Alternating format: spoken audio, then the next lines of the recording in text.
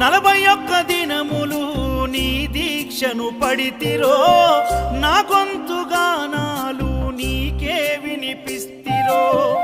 అన్ని వదిలి నేను నీ పూజలు చేస్తిరో, నన్ను నేను మరచి నీ సేవలో ఉంటిరో. భక్తితోని భజన చేస్తూ బయలుదేరితి, శక్తినిచ్చి నన్ను నడిపించు శబరికి. నేను అలసిపోతిని నిన్ను చూడలేనని, నీ భక్తుడైనా నే బాటసారిని.